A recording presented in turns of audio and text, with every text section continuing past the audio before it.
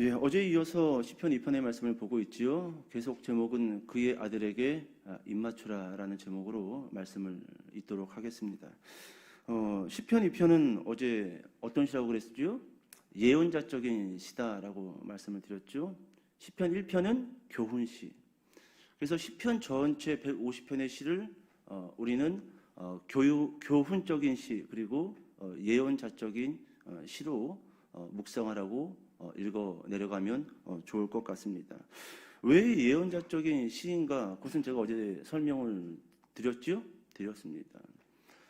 그렇다고 한다면 왜 왕의 시인가? 왜 왕의 시인가? 물론 왕에 대한 이야기들이 나오기 때문에 왕의 시다라고 그렇게 말할 수 있을지 모르겠지만 그 의미가 있습니다. 왜 시편 2편을 왕의 시라고 부르는가? 추측이에요. 성경 어디에도 근거는 없습니다. 하지만 신학자들은 거의 그렇다라고 주장을 하는데, 왜 시편 2편을 왕의 시라고 부르는가?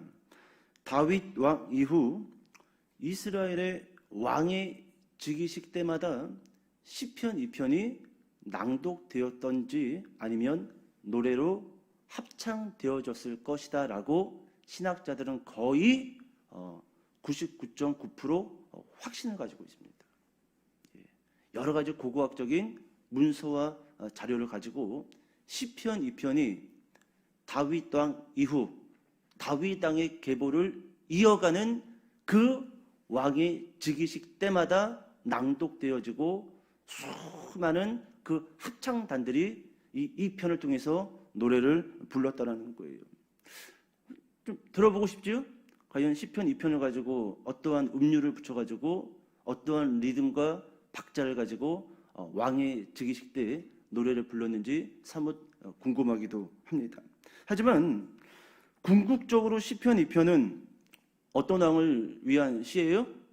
궁극적으로? 그렇지요. 다윗의 자손으로 오실 왕.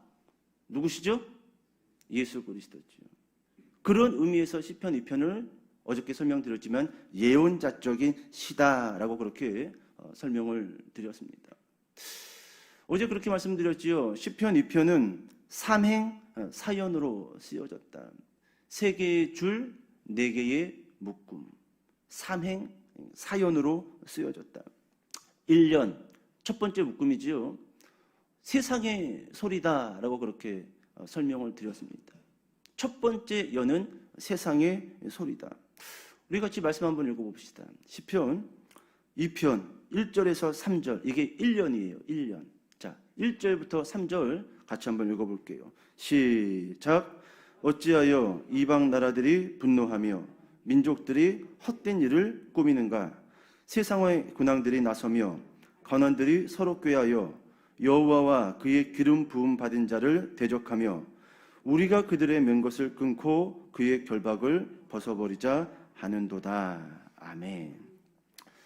방금 우리가 읽었던 이 1년 세상의 소리, 여러분 이 말씀을요 그대로 어디에서 인용을 하고 있냐면, 좀 한번 넘어가 볼까요? 말씀 좀 사도행전 4장으로 좀 넘어가 보세요. 사도행전 4장 25절, 26절, 27절까지 이 사도들이 정확하게 이 시편 2편 1년의 말씀을 인용하면서 어떤 메시지를 우리에게 던져줍니다. 사도행전 4장 25절부터 27절까지예요. 다 찾으셨죠? 같이 한번 읽어봅시다. 25절부터 시작. 또 주의 종 우리 조상 다윗의 입을 통하여 성령으로 말씀하시기를. 잠시만요. 여러분, 이 사도행전의 저자인 누가는 뭐라고 이야기를 하냐면 시편 2편의 말씀을 다윗의 입을 통하여 무엇으로 말씀하시기를? 성령으로 말씀하시기를. 그러니까 결국 이 시편 2편은요, 여러분들 이 시편 2편 이따가 돌아가서 보시면 저자 제목 없습니다. 근데 이 누가라는 이 저자는요, 이 둘째 편의 시편을 다윗이 저자다라고 그렇게 소개를 해주고 있다라는 거예요. 그런데 다윗이 원래 시인이기 때문에 시를 쓴 것이 아니라 성령의 감동을 받아서 쓴 시가 오늘 우리가 읽은 본문 시편 2편의 말씀이다라고 그렇게 말하고 있는 거예요. 또 이어서 가봅시다. 성령으로 말씀하시기를 어찌하여 열방이 분노하며 족속들이 허사를 경영하였는고. 26절입니다. 세상의 군왕들이 나서며 관리들이 함께 모여 주와 그의 그리스도를 대적하도다 하신 이로소이다. 여러분 26절에 보니까 누구를 대적한다라고 소개하고 있죠? 주와 그의 그리스도를 대적하도다 하신 이로소이다. 정확하게 이 사도행전의 저자 누가는요, 시편 2편에서 세상의 왕들과 관원들이 막 들고 일어나서 막 벗어버리자, 결박을 풀어버리자라고 했었을 때 누구를 대적하고 있는 건가? 그게 오늘 이 사도행전 4장에 가서 보니까 주와 그의 그리스도를 대적하도다, 그렇게 소개해주고 있지요. 시편에서는 기름 부음 받은 자 메시아를 대적한다, 이렇게 말씀해주고 있고요. 자, 그렇다고 한다면 세상의 소리, 세상의 왕들과 관원들이 하나님과 그리고 그의 아들 기름 부음 받은 자 다윗의 자손으로 오실 왕 예수 그리스도를 대적을 하는데, 과연 그 세상의 왕들과 관원들이 누구냐라는 거예요.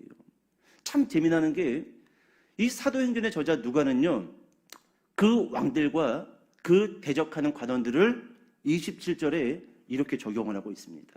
사도행전 4장 27절 큰 목소리로 읽어볼게요. 시작. 과연 헤롯과 본디오 빌라도는 이방인과 이스라엘 백성과 합세하여 하나님께서 기름 부으신 거룩한 종 예수를 거슬러. 재밌죠? 나만 재밌어요? 그의 아들 예수 그리스도를 대적하는 세상의 왕들 그리고 그 관원들을 저자 누가는 누구에게 적용을 하고 있어요? 헤롯. 그리고 또 누구예요? 본디오 빌라도. 그렇게 적용하고 있다라는 것이지요. 야, 다시금 시편으로 넘어가 봅시다. 죄송해요, 자꾸 왔다 갔다 해서 새벽 시간에.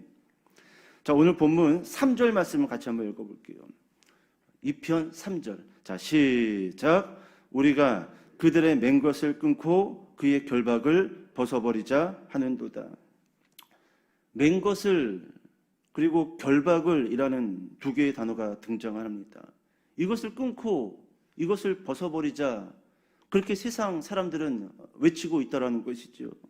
맨 것, 히브리어로 모세르라는 그런 단어인데 그 뜻을 보니까 굴레, 멍에, 띠입니다.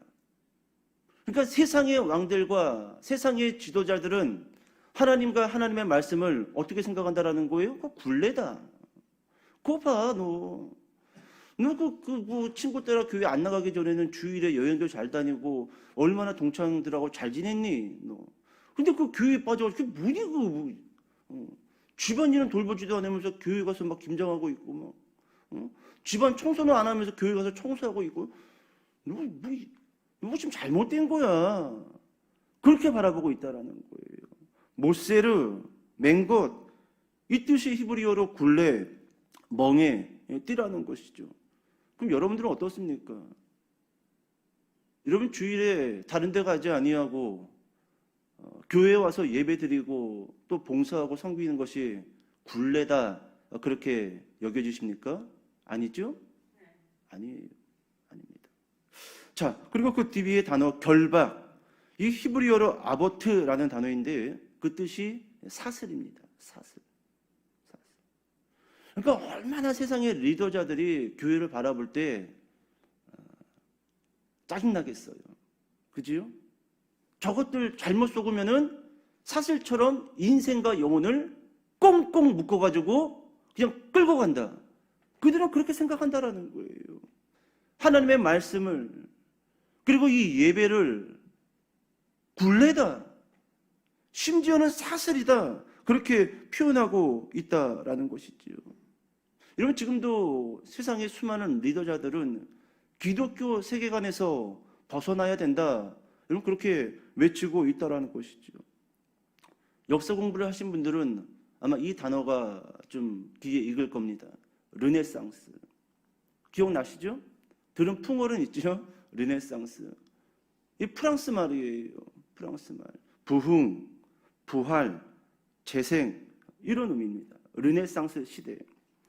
14세기에서 16세기까지 이탈리아에서 시작된 문화운동, 그것을 르네상스라고 그렇게 부릅니다. 여러분, 이 르네상스 이 문화운동을 통해서요, 유럽은 신본주의에서 벗어나 어디로 넘어갔을까요? 인본주의로 넘어갑니다. 기독교 세계관에서 벗어나자 이제. 지금까지 우리가 그 교회, 그 목회자들, 그 교황, 그들 밑에서 숨죽여 지냈는데 이제 벗어나자. 이 시대, 이 문화운동을 통해 가지고 유럽은 신본주의에서 인본주의로 넘어가요. 그리고 그 결과 화려한 문화가 꽃을 피기 시작을 합니다. 과학과 기술이 급속도로 발달하고 사람들의 경제 활동은 늘어나고 삶은 이전과 비교할 수 없을 정도로 풍요로워집니다. 그리고 사람들은 이렇게 생각하지요. 신본주의에서 벗어나 인본주의로 넘어왔더니 잘하면 우리가 유토피아를 이룰 수 있을 것이다 라는 상상까지 도달을 한다라는 거예요. 얼마나 여러분 우리가 지금 기술이 잘 발달되었습니까? 그죠? 이 막 위에서 지금 뜨거운 바람 나오잖아요. 여러분 그냥 신본주의로만 있고 과학과 기술 그런 거 신경 쓰지 아니하고 문화 같은 거 신경 쓰지 않았으면은 여러분 이런 아름다운 뭐 의자, 이런 뭐 강대상, 이런 마이크 디자인 아마 못 봤을 거예요, 우리는요. 훨씬 더 뒤처진 어떤 그러한 과학 문명에서 그런 역사, 그 기술이 덜 발달된 그런 사회에서 우리는 살고 있었을 거라는 것이죠. 그런데 여러분, 신본주의를 버리고 인본주의를 선택함으로 나타날 현상을요, 창세기를 꼼꼼하게 읽으신 분들은요, 아마 발견했을 겁니다. 신본주의를 벗어나 인본주의를 택했을 때 어떠한 일들이, 어떠한 현상들이 나타나고 그 결과가 어떻게 될지에 대해서 창세기에서 보여주고 있다는 거예요. 궁금하죠? 어디에 있는지 한번 찾아보도록 하겠습니다. 창세기 4장으로 일단 넘어와 보세요. 창세기 4장으로.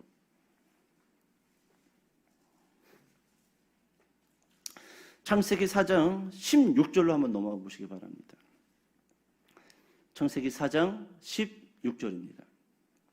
같이 한번 읽어볼까요? 시작. 가인이 여호와 앞을 떠나서 에덴 동쪽 놋 땅에 거주하더니. 자, 앞을 봐볼까요?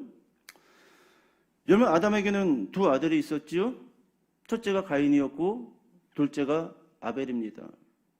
가인은 어떤 주의자예요? 인본주의자입니다.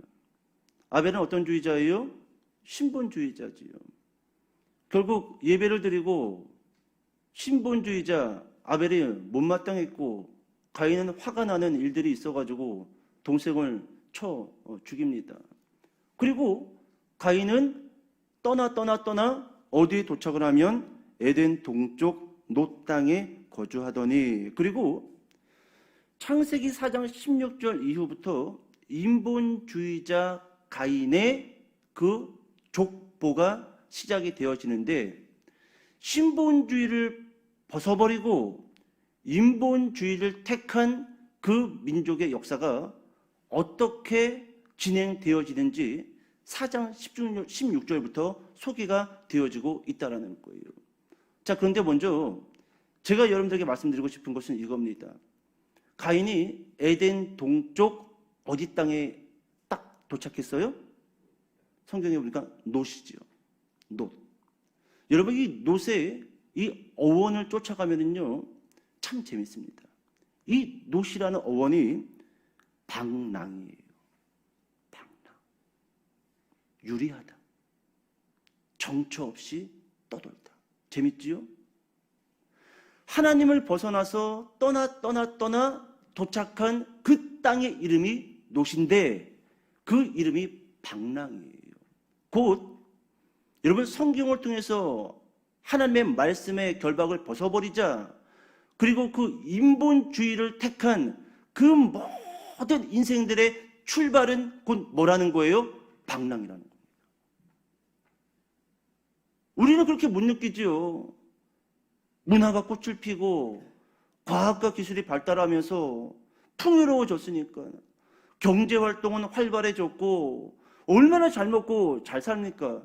우리는 이것을 방랑이다, 우리가 유리하다, 그렇게 생각을 하고 있지 않지만 성경에서는 정확하게 그 땅의 이름을 놋, 방랑, 유리하다.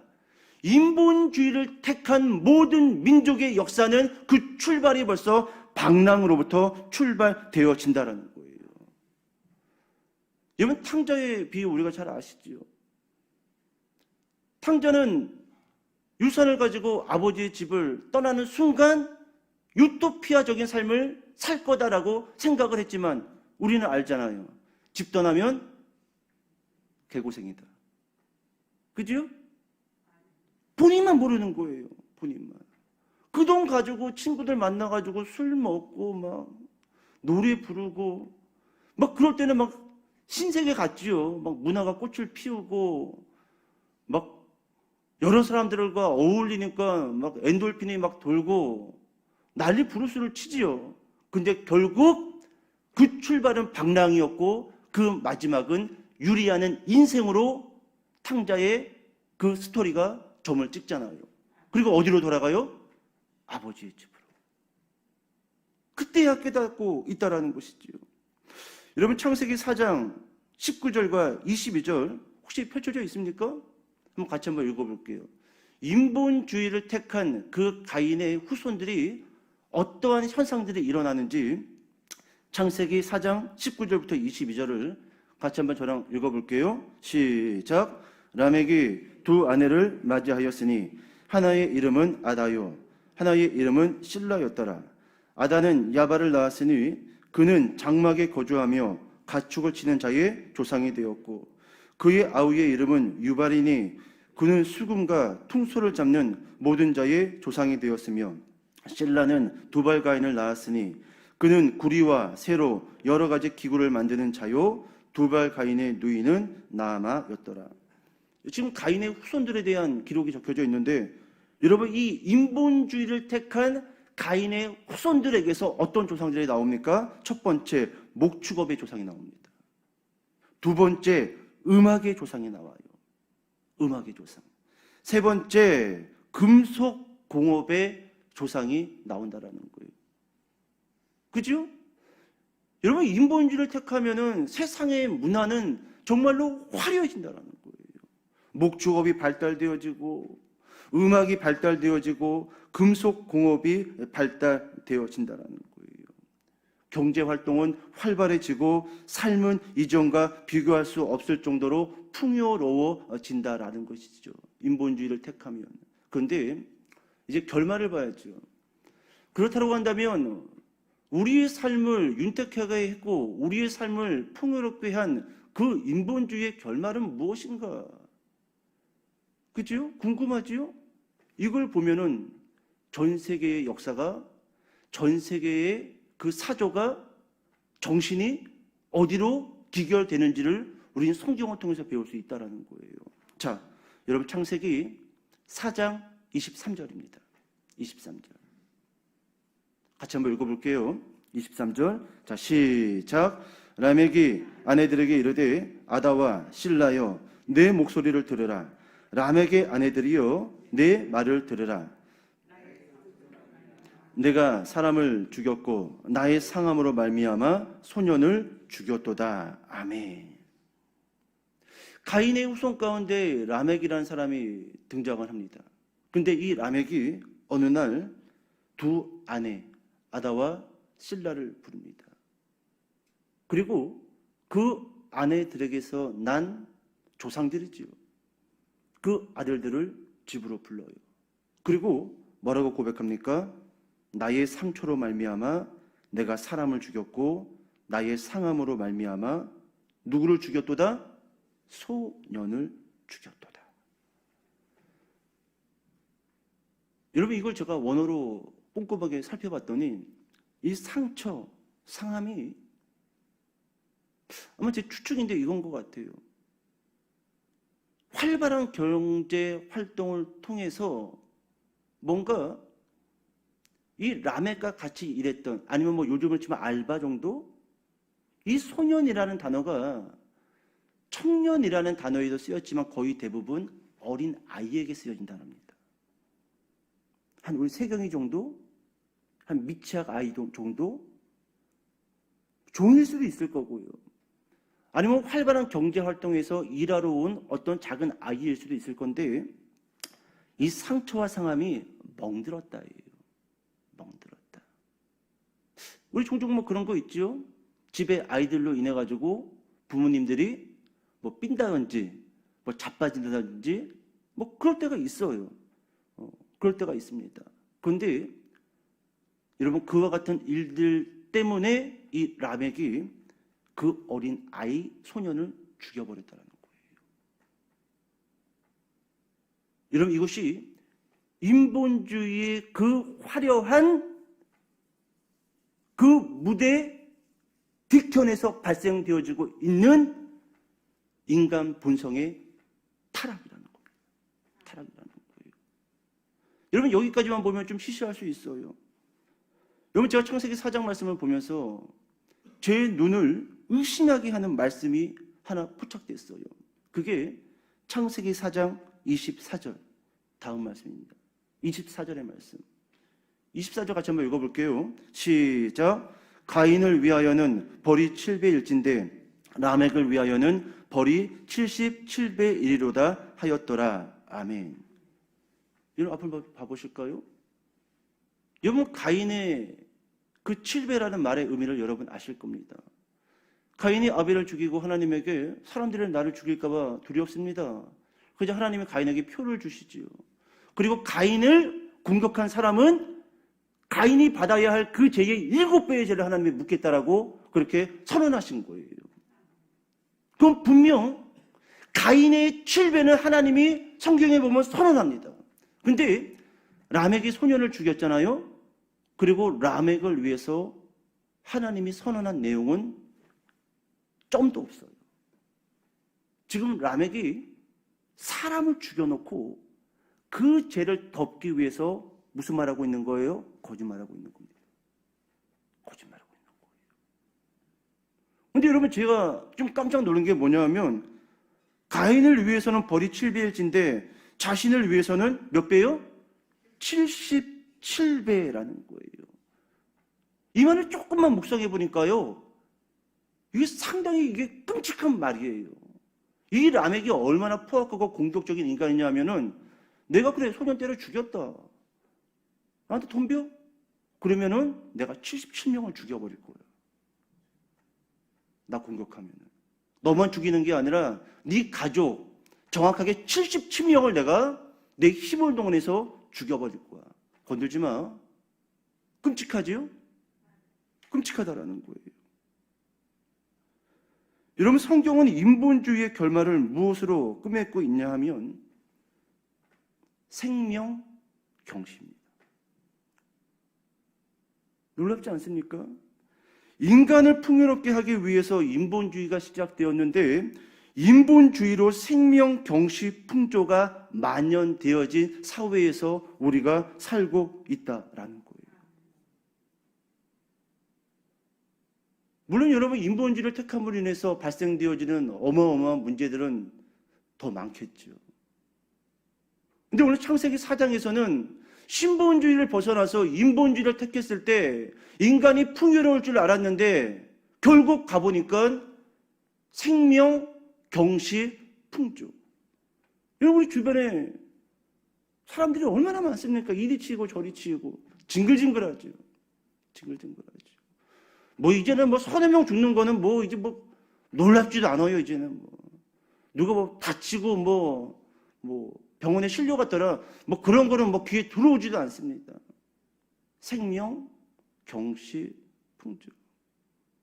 내가 더 많은 수익을 올리기 위해서 다른 사람은 거지가 돼도 좋고, 다른 가족은 길바닥에 나 앉아도 좋고. 제가 아주 오래전에 그런 이야기를 한 적이 있죠. 한 20년 전입니다. 제 친구가 사업을 시작했어요. 조그마한 공터를 사가지고 거기다가 공구리를 바르고 컨테이너 2개로 사업을 시작을 했습니다.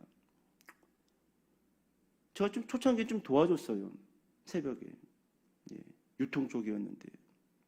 그러더니 물론 그 친구도 믿는 친구였고 열심히 기도하면서 친구 두라고 그렇게 시작을 했어요. 한 4년, 5년쯤 돼서는 큰 공장을 지었습니다. 정말 큰 공장을 지었어요. 화성 쪽에다가.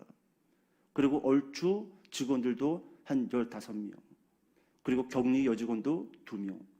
한 5년 만에 자리를 잡았어요. 매출 50억. 딱 현수막이 걸려있더라고요. 달성. 뿌듯하더라고요.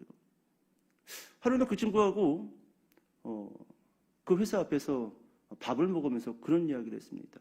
두런두런. 그럼 제가 그 친구한테 좀 그렇게 권면을 했어요.